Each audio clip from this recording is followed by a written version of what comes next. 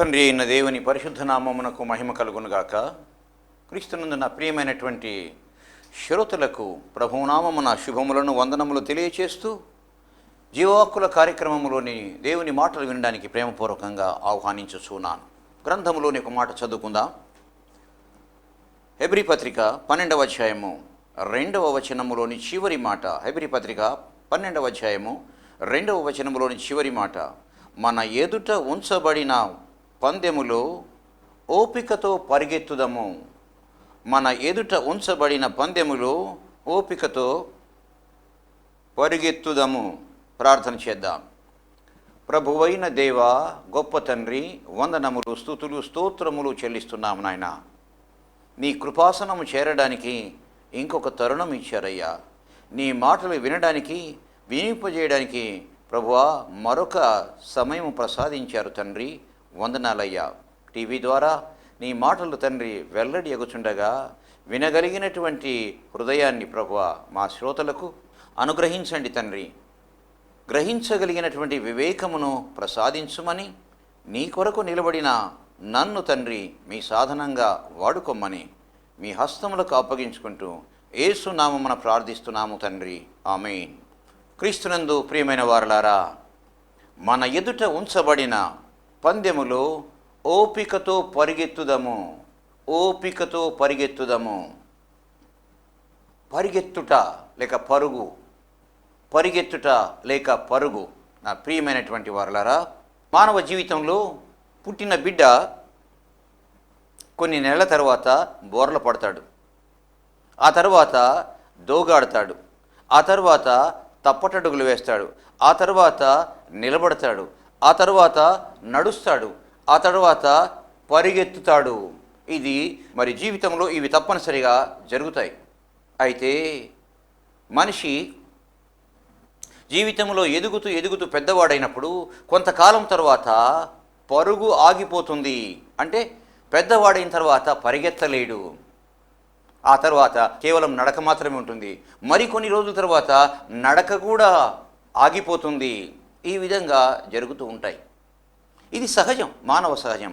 ఇంతకీ మానవుడు నడుచుట, పరిగెత్తుట ఇవన్నీ జరిగిపోతాయి. పరుగు తర్వాత నడక ఆగిపోవడం జరుగుతాయి. అయితే మానవుడే కాదు, సృష్టిలో చాలా జీవరాశులు ఉన్నాయి. అయితే అవి తిరుగుతున్నాయి, అవి నడుస్తున్నాయి, అవి పరిగెత్తుతున్నాయి. అయితే మానవుని యొక్క నడక, మానవుని యొక్క పరుగు ఇతర పరుగుతో పోల్చినట్లయితే ప్రత్యేకంగా ఉంది.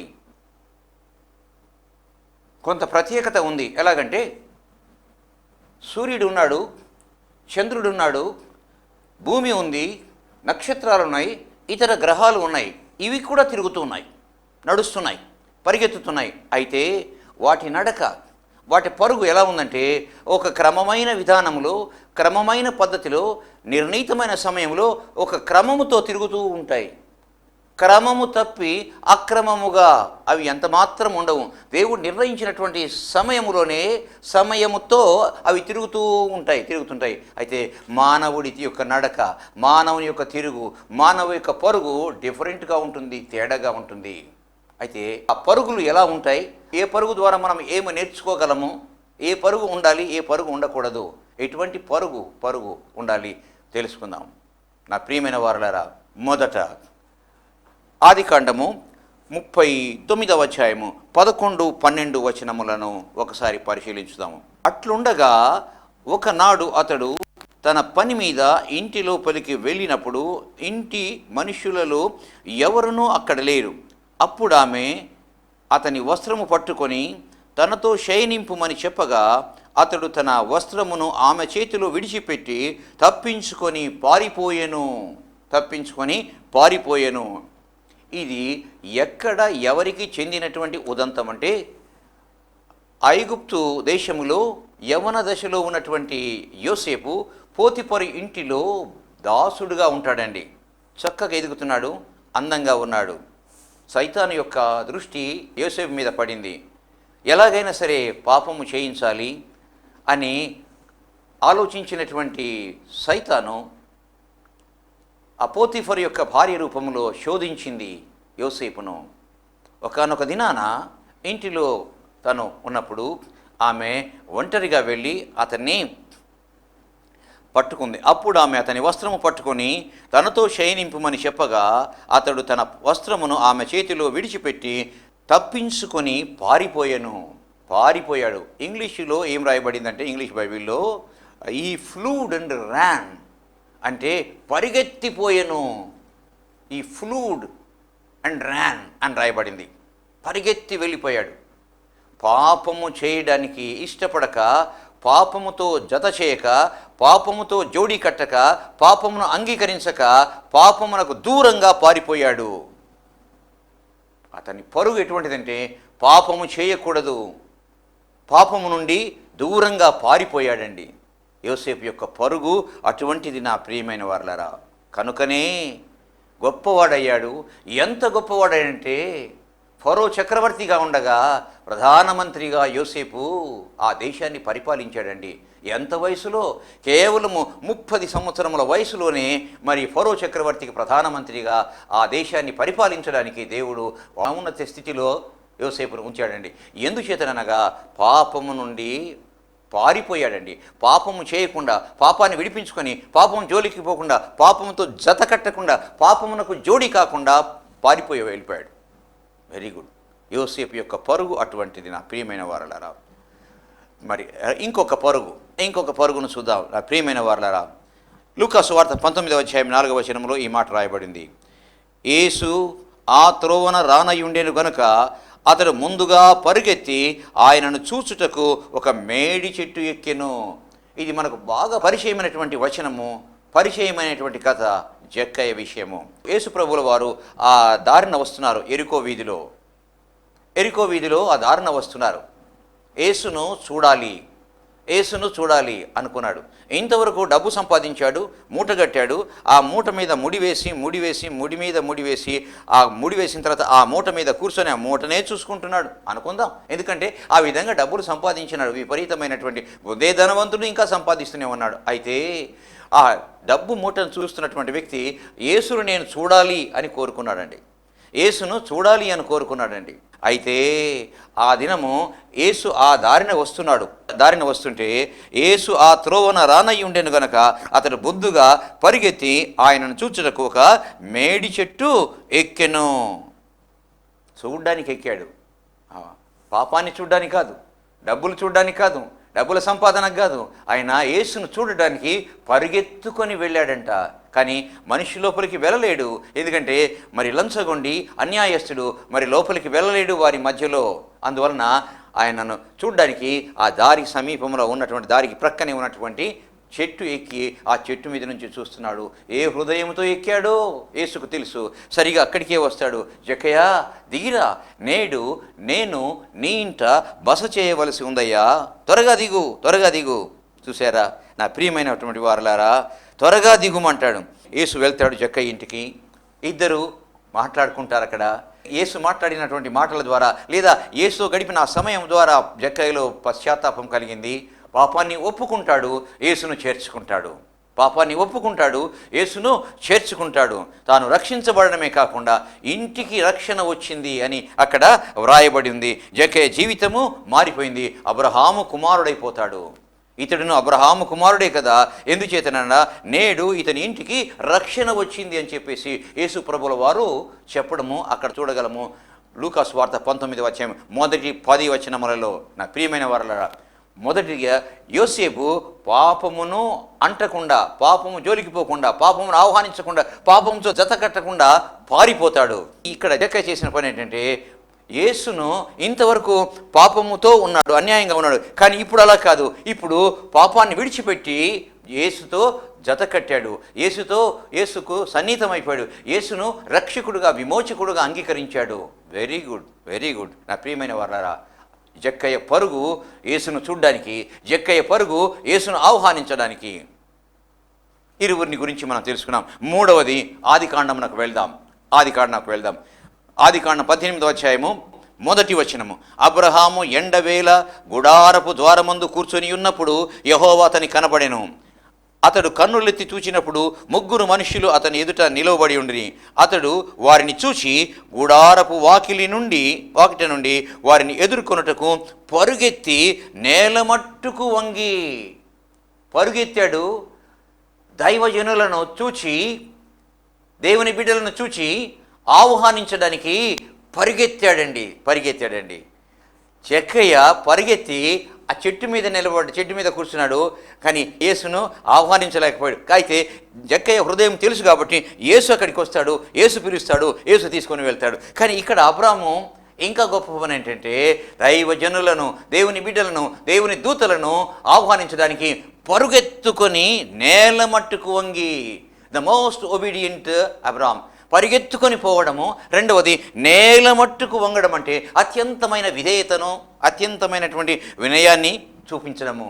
ఒక్కసారి పరిగెత్తడం అనేది ఇక్కడ రాయబడింది. ప్రభువా, నీ కటాక్షము నా మీద ఉన్న ఎడల ఇప్పుడు నీ దాసుని దాటిపోవద్దు. నేను కొంచెం నీళ్లు తెప్పించేదను, దయచేసి కాలు కడుక్కొని ఈ చెట్టు క్రింద అలసట తీర్చుకొనడి, కొంచెం ఆహారం తెచ్చేదను, మీ ప్రాణములను బలపరుచుకొనడి, తరువాత మీరు వెళ్ళవచ్చును. ఇందు నిమిత్తము కదా మీరు మీ దాసుని యొద్దకు వచ్చి తిరగలేను. అబ్రహాము గుడారములో ఉన్న శారా యొద్దకు త్వరగా వెళ్ళి నీవు త్వరపడి 3 మానికల మెత్తని పిండి తెచ్చి పిసికి రొట్టెలు చేయమని చెప్పి, అంతటా అబ్రహాము పశువుల మందకు పరిగెత్తి ఒక మంచి లేత దూడను తెచ్చి ఒక పనివానికి అప్పగించెను సిద్ధపరచమని. ప్రియమైన వారలారా, పరిగెత్తాడండి, ఆహ్వానించడానికి పరిగెత్తాడండి. అత్యంతమైనటువంటి విధేయతను చూపించాడు, సాష్టాంగపడి. అంతేకాకుండా వచ్చినటువంటి అతిథులను నేను తృప్తిపరచాలి, భోజన పానాలను ఏర్పాటు చేయాలని పరిగెత్తుకొని వెళ్ళాడు. మందలోకి ఒక లేత దూడను తీసుకొచ్చి తయారు చేసి సిద్ధం తీసుకొని రా అని చెప్పేసి పనివాడికి అప్పగించాడండి.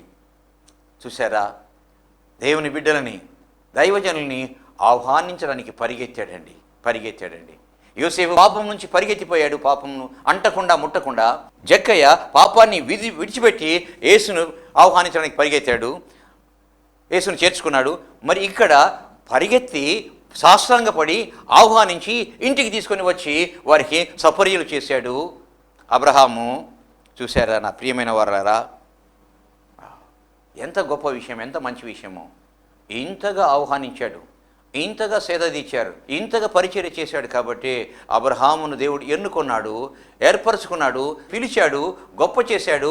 ఎంత స్థితికి హెచ్చించాడంటే, అబ్రహామా, నా స్నేహితుడైన అబ్రహామా అంటే అబ్రహామును ఏ స్థితికి ఆయన తీసుకొని వచ్చాడంటే స్నేహితుని స్థితికి, స్నేహితునిగా చేర్చుకున్నాడు, ఆహ్వానించాడు, స్నేహితుడిగా ఏర్పాటు చేసుకున్నాడు దేవుడు అబ్రహామును. 3 గురించి మనం చెప్పుకున్నాం, యోసేపు, జక్కయ్య, అబ్రహాము. తర్వాత ఇంకొక పరుగు చూద్దాం. ఇంకొక పరుగున ప్రియమైనటువంటి వారలారా, ఆత్మల సంపాదన కొరకు పరిగెత్తిన ఫిలిప్పు. అపోస్తుల కార్యము 8వ అధ్యాయము 27-28 వచనములలో ఉన్నటువంటి విషయాన్ని మనము గమనించుదాము. రాణి అయిన కందాకే క్రింద మంత్రి అయి ఆమె యొక్క ధనాగారము మీదనున్న ఇథియోపియుడైన నపుంసకుడు ఆరాధించుటకు యెరూషలేమునకు వచ్చి ఉండెను. ఇక్కడ ఒక ఫైనాన్స్ మినిస్టర్, లేకపోతే ట్రెజరర్, లేక ఫైనాన్స్ మినిస్టర్, లేక ఆర్థిక మంత్రి అనవచ్చు. ఇతని ఓ మంత్రిగా ఉన్నాడు. ఎవరి కింద?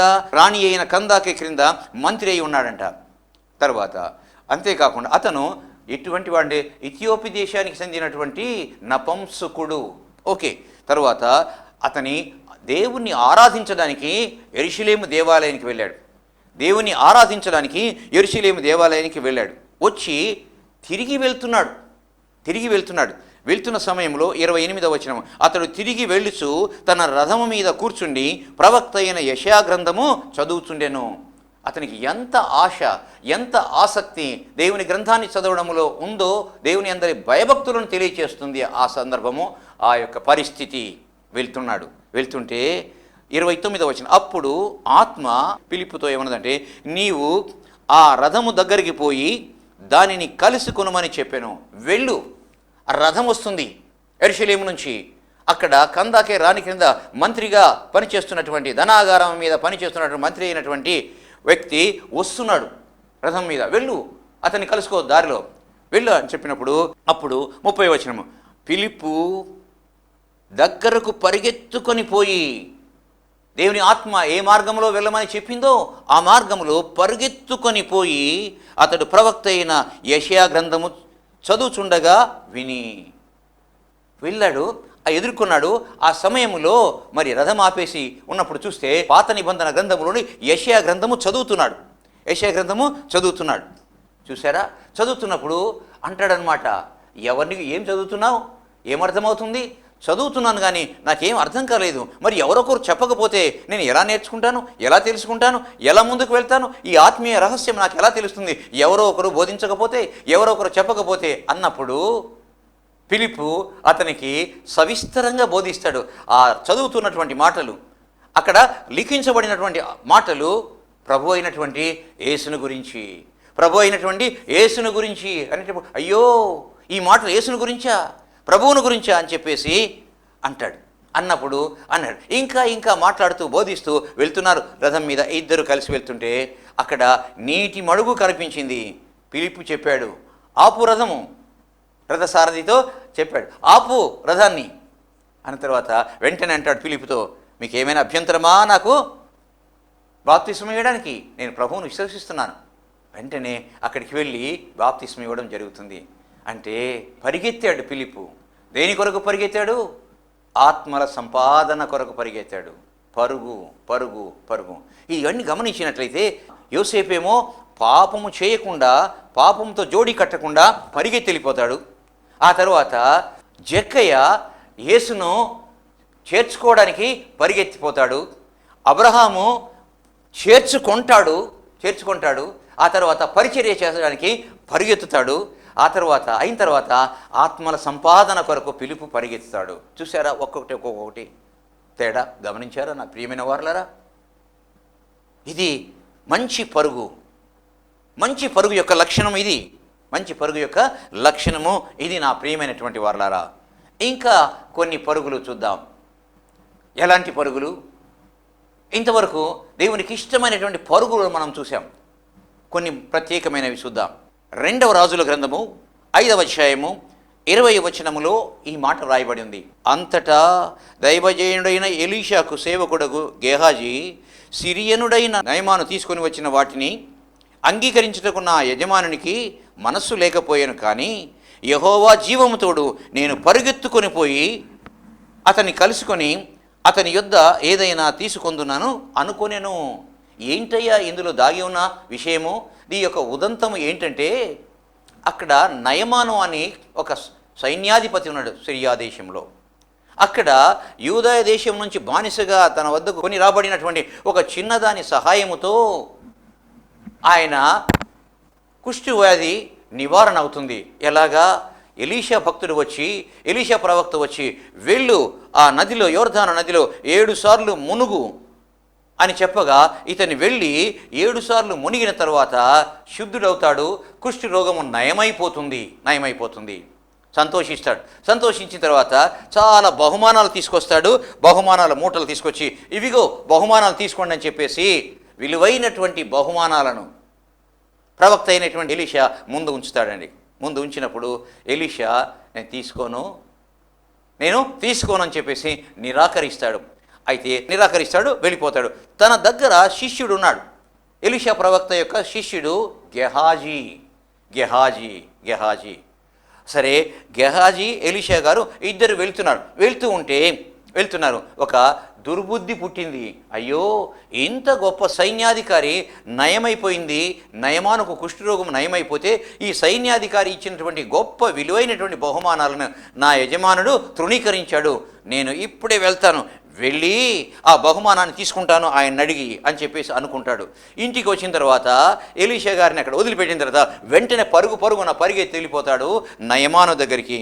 వెళ్ళి చూడండి, అప్పుడు అంటాడనమాట, ఏమనుకుంటాడంటే, అంతటా దైవజనుడైన ఎలీషాకు సేవకుడు గెహాజీ సిరియనుడైన ఈ నయమాను తీసుకుని వచ్చిన వాటిని అంగీకరించుటకు నా యజమానునికి మనసు లేకపోయాను. కానీ యెహోవా జీవముతోడు నేను పరిగెత్తుకొని పోయి అతని కలుసుకొని అతని యొద్ద ఏదైనా తీసుకుందునని అనుకొనెను. వెళ్ళిపోయి తీసుకొస్తాను. ఓకే, అలాగే పరిగెత్తుకొని వెళ్ళాడంట. దేనికి పరిగెత్తుకొని వెళ్ళాడు? ధనము కొరకు పరిగెత్తుకుని. ఇంత ధనము విలువైనది తీసుకొని వస్తే నా యజమానునికి మనస్సు లేకపోయినే నేనెందుకు పొందకూడదు అని చెప్పేసి పరిగెత్తాడు. ఏం చెప్పాడు తెలుసా? ఆయన దగ్గరికి వెళ్ళి ఏం చెప్పాడంటే, ఇదిగో మీరు ఇంత బహుమానాలు ఇవ్వదలిచారు, కానీ నా యజమానుడు స్వీకరించలేదు. ఇంటికి వెళ్ళేటప్పటికల్లా అక్కడికి అతిథులు వచ్చారయ్యా, చుట్టాలు వచ్చారయ్యా, మరి రావాల్సినటువంటి ఎవరో అతిథులు వచ్చారు, ముఖ్యమైనటువంటి వారు. మరి నా యజమానునికి మీ బహుమానాలు కావాలి అని చెప్పేసి అన్నప్పుడు, తీసుకొని వెళ్ళు, ఇంకా ఇస్తాడు, ఆయన కావాలని ఇంకా ఇస్తాడు. వాటన్నిటిని తీసుకొని వస్తాడు ఎలీషా దగ్గరికి. ఎక్కడికి వెళ్ళావు గెహాజీ, ఎక్కడికి వెళ్ళావు? నేను ఎక్కడికి వెళ్ళలేదా, ఇక్కడే ఉన్నాను. అయ్యో, ఎక్కడికి వెళ్ళలేదా? నువ్వు ఎక్కడికి వెళ్ళావో, ఎందుకు వెళ్ళావో, నా మనస్సు నీతో ఉండలేదా, నా మనస్సు నీతో ఉండలేదా అంటాడు. సంపాదించుకోవడానికి ఇదే సమయము? దేని కొరకు పరిగెత్తావో నాకు తెలీదా? సంపాదించుకోవడానికి ఇదా సమయము అన్న తరువాత, నువ్వు ఈ విధంగా వెళ్ళావు కాబట్టి గేహాజీకి వచ్చినటువంటి కుష్ఠరోగము నీకు నీ తరువాత తరంలో వారికి సంక్రమిస్తుంది. వెంటనే కుష్ఠరోగము కలిగి పోతాడు. చూసారా, దేని కొరకు పరిగెత్తాడు? ధనము కొరకు పరిగెత్తాడు, ధనాశతో పరిగెత్తాడండి. తన పరుగు ధనము కొరకు, ధనము కొరకు. భూమి మీద మీ ధనాన్ని కూర్చుకోవద్దు, ఇక్కడ చిమిట కొడుతుంది, తుప్పు పడుతుంది. పరలోకములో మీ ధనాన్ని సమకూర్చుకోండి, అక్కడ తుప్పు పట్టదు, అంతేకాకుండా చెదలు పట్టదు, అంతేకాకుండా దొంగలు దొంగిలరు. ఇక్కడైతే ఇవన్నీ జరుగుతాయి, అక్కడ దాన్ని సంపాదించుకోవడానికి మీరు ప్రయత్నం చేయండి. చూసారా నా ప్రియమైనటువంటి వారలారా? చూడండి, ఇంకొకరి దగ్గరికి వెళ్దాం. సంసోను, ఈయన పరిగెత్తాడండి. న్యాయాధిపతిగా, న్యాయము తీర్చమని దైవ ప్రతినిధిగా ఇశ్రాయేలీయులకు దేవుడు ఏర్పాటు చేస్తే, దేవుని యొక్క వాగ్దానము చేత జన్మించిన వాగ్దాన పుత్రుడండి, పరిశుద్ధాత్మ పొందినటువంటి వ్యక్తి, వీరోచితమైనటువంటి జీవితం జీవించినటువంటి వ్యక్తి పతనమైపోతాడు. ఎందుచేతనంటే పరిగెత్తాడండి. పరుగు పరుగు పరుగు.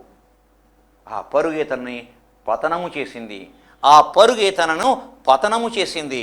దేని కొరకు పరిగెత్తాడో చూద్దాం, దేని కొరకు పరిగెత్తాడో చూద్దాం. న్యాయాధిపతుల గ్రంథము 14వ అధ్యాయము 1వ వచనము. సంసోను తిమ్నాతుకు వెళ్ళి, తిమ్నాతులో ఫిలిష్తీయుల కుమార్తెలలో ఒకతెను చూచెను. అయిపోయాడండి. ఫిలిష్తీయుల కుమార్తెలలో ఒకతెను చూచెను, ఆమెను పొందాడు, జీవించాడు, అయిపోయిందండి, వదిలేశాడు. తరువాత న్యాయాధిపతుల గ్రంథము 16వ అధ్యాయము 1వ వచనంలో ఈ మాట రాయబడింది. తరువాత సంసోను గాజాకు వెళ్ళి వేశ్యనొకతిని చూచి ఆమె యొద్ద చేరెను. రెండవ పరుగు ఎవరి దగ్గరికి? గాజాకు వెళ్ళాడు.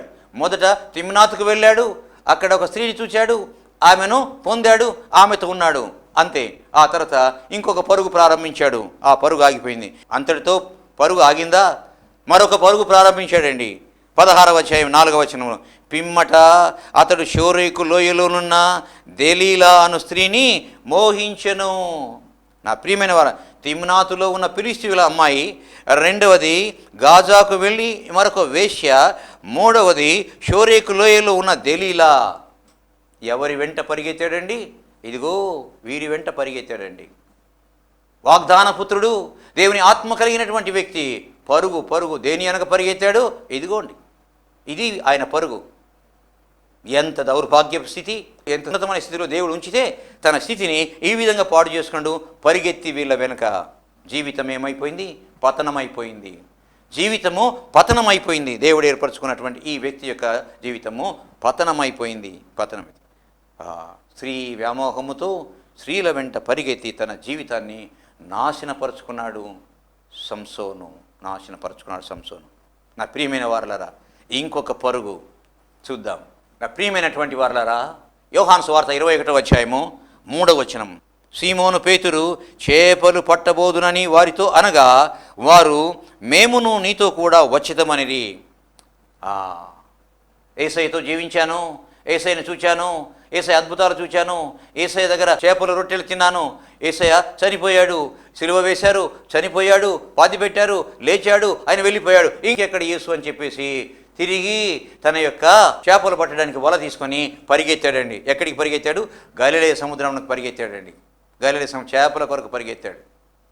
వెళ్ళాడు, చేపలకు రాత్రి వెళ్ళాడు, తెల్లవాళ్ళు వేశాడు వల, ఒక్క చేప కూడా దొరకలేదు. యేసయ్య నిలబడతాడు. తెల్లవారుజామున వారు సముద్రం నుంచి బయటకు వస్తున్న సమయంలో ఒడ్డును నిలబడతాడు యేసు. పిల్లలారా, భోజనమునకు మీ యొద్ద ఏమైనా ఉన్నదా?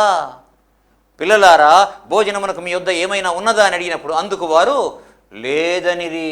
యేసయ్యకు ఆకలి అయితే, యేసయ్య కోరితే చేపలు కావాలని, ఆహారం కావాలని అడిగితే అందుకు వారు లేదనిరి. ఎంత దౌర్భాగ్యము! ఎందుకు పడతాయి చేపలు? ఎందుకు దొరుకుతాయి చేపలు? పడలే. ఎందుకంటే చేపల కొరకు పరిగెత్తాడు. మనుషుల పట్టువానిగా నేను మార్చుతానంటే ఆత్మల సంపాదనకు పిలుపు వలె పరిగెత్తవలసినటువంటి ఈయన పరిగెత్తకుండా ఏం చేసినంటే చేపల కొరకు పరిగెత్తాడు. చేపలు పట్టడానికి దొరుకుతాయా? దొరకవు. తర్వాత బయటకు వచ్చిన తర్వాత రండి భోంచేద్దామంటాడు యేసయ్య. అక్కడికి వచ్చేటప్పటికల్లా చేపలు కనపడతాయి, రొట్టెలు కనపడతాయి. నా ప్రియమైన వారిలా రండి భోంచేద్దామని చెప్పేసి వారికి భోజనము పెడతాడు. నా ప్రియమైన వారిలారా, బుద్ధి వస్తుంది, ప్రభువా ఇంకెప్పుడు ఇలా చేయనయ్యా అని చెప్పేసి వెళ్ళిపోతాడు. నా ప్రియమైన వారిలారా, చూసారా ఎవరి పరుగు ఏ విధంగా ఉన్నది? యోసేపు పాపముతో జత కట్టకుండా పారిపోయాడు. తరువాత జక్కయ్య యేసును చూడడానికి పరిగెత్తుకుని వెళ్ళాడు. అబ్రహాము దేవుని దైవ ప్రతినిధులను మరి ఆహ్వానించడానికి పరిగెత్తుతాడు, సాష్టాంగపడతాడు, ఆహ్వానిస్తాడు, మరి లోపలికి తీసుకొస్తాడు. వాళ్ళకి భోజనం పెట్టడానికి పరిగెత్తుకుని వెళ్ళి ఆహారం సిద్ధపరుస్తాడు. ఆ తరువాత ఫిలిప్పు పరిగెత్తుకుని వెళ్ళాడండి, ఆత్మల సంపాదన కొరకు తన పరుగు. చూశారా? అలాగే మరికొంతమందిని గమనించినట్లయితే గేహాజీ ధనము కొరకు పరిగెత్తాడు, ధనము సంపాదించుకోలేదు కదా, కుష్ఠరోగం సంపాదించుకున్నాడండి. దేవుడిని ఒక వాగ్దానం చేత జన్మించి ఆత్మను సంపాదించుకోవడానికి ఆత్మను కలిగినటువంటి సంసోను ఏం చేశాడంటే స్త్రీల వ్యామోహంతో స్త్రీల వెంట వెళ్ళి తన జీవితాన్ని నాశనం చేసుకున్నాడు. ఇంకెక్కడ యేసు అని చెప్పేసి చేపల కొరకు పరిగెత్తినటువంటి పేతురు చేపలు పట్టలేదు కదా, బుద్ధి తెచ్చుకొని యేసును వెంబడిస్తాడు, యేసు పని చేస్తాడు. నా ప్రియమైన వారలారా, ఏ పరుగులు చూసాము? మన జీవిత పరుగు ఎలా ఉంది? మన జీవిత పరుగు దేని వెనక పరిగెత్తుతున్నాము, దేని కొరకు పరిగెత్తుతున్నాము ఆలోచించేసుకోవాలి. మన యొక్క పరుగును సరి చేసుకోవాలి. ఇకనైనా ప్రార్థన చేద్దాం. ప్రభు అయిన దేవా, గొప్ప తండ్రి, వందనాలయ్యా. నువ్వు రాయించినటువంటి వాక్యమును తండ్రి మేము ధ్యానించడానికి, బోధించడానికి సహాయం చేశారయ్యా, కృపనిచ్చారు. వందనాలు, స్తుతులు తండ్రి. నాయన, మరి మా యొక్క జీవితము భూమి మీద పరుగు తండ్రి. అయితే మా పరుగు ఏ విధంగా ఉన్నదో మేము తెలుసుకోవడానికి బోధించిన వాక్యాన్ని బట్టి వందనాలు. మా పరుగును సరిచేసుకొని, సరిదిద్దుకొని నీకు ఇష్టమైన పరుగుగా మేము ఉండడానికి సహాయం చేయమని వందనాలు, స్తుతులు చెల్లిస్తూ వాక్యమైన ప్రతి బిడ్డను దీవించి ఆస్వాదించి ఆయన వారి యొక్క పరుగును సరి చేసుకోవడానికి సహాయం చేయమని వందనాలు, స్తుతులు చెల్లిస్తూ యేసు గొప్ప నామమును అడిగి వేడుకుంటున్నాము తండ్రి. ఆమెన్. తండ్రి, కుమార, పరిశుద్ధాత్మ త్రియేక దేవుని కృప అనుగ్రహించునుగాక. Amen, amen, amen. మా address reverend doctor Y Manirao garu, Emmanuel Baptist church, Kranthinagar, Dargamitta, Nellore. మా సెల్ నంబర్ 9440254020.